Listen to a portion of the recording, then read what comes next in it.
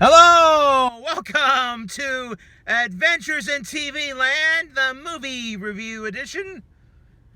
Today I'm just going to have a short short response about the movie Halloween Kills. I just watched Halloween Kills here at the movie theater. Halloween Kills is a direct follow-up to Halloween 2018, which was a direct sequel to the original Halloween movie, and this movie is the direct sequel to that. So all the other movies in between there, those were that's not part of this. This is a rebooted sort of sequel going on.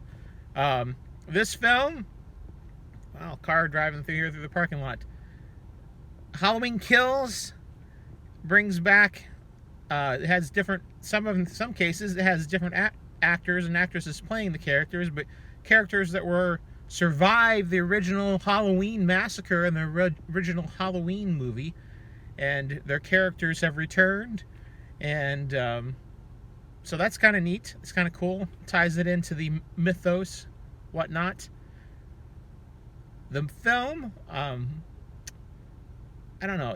There were some good parts. At the same time, I really feel that the filmmakers in this movie, even though the last movie was gory as well, I mean, there were some gory scenes and things like that with violence.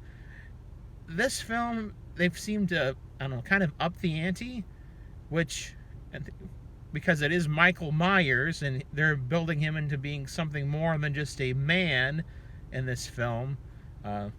Basically, more of like a being of pure evil, almost. It was quite violent at times.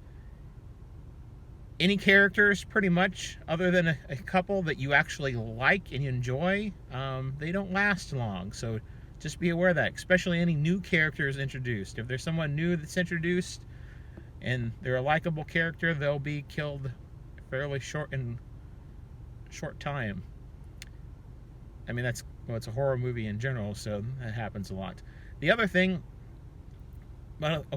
besides being quite violent, and there's a lot of, the language is kicked up a notch too. The F-bomb is used a lot, I noticed. I normally don't notice those things, but for some reason it stood out in this film to me, so just be aware of that as well. I think that's partially because they're trying to appeal more to what they think more modern audiences enjoy and like. I don't know.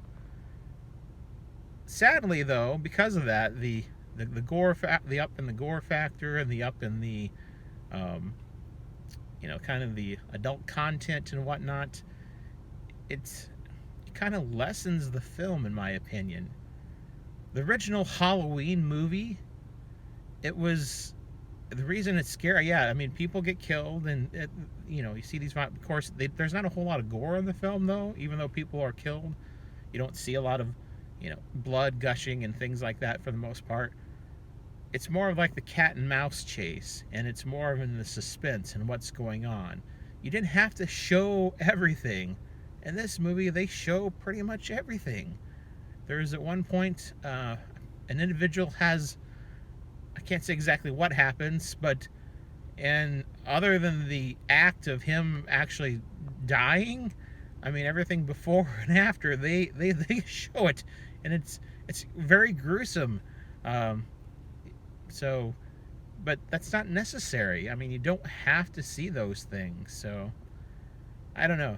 This film, I don't know. If I was rating it on a grade scale, I would give it probably, I don't know, a C plus, I guess.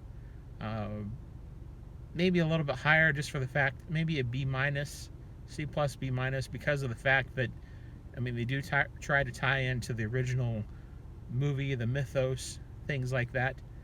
But because of the gore factor and what they're turning Michael Myers into, basically, I don't know, it kind of takes away from me.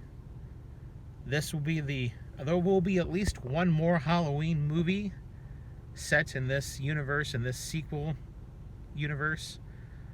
Probably be out in a couple years, I'm sure. So this is the second of a three-part trilogy that is a three-part trilogy that's to the original Halloween movie. It can get very confusing with these films, especially if you've never really watched them or anything like that. So anyway, that's Halloween Kills. If you do like a lot of gore, there are some interesting kills in the film, things that I've never seen before. So if you like that type of thing, there's that going on. But for me, I was a little bit, I'll be honest, I was disappointed a little bit. I was hoping for something more along the lines in the original vein. I was actually, before I learned there was going to be a sequel too, I was hoping that this would be the film in which Michael Myers actually died.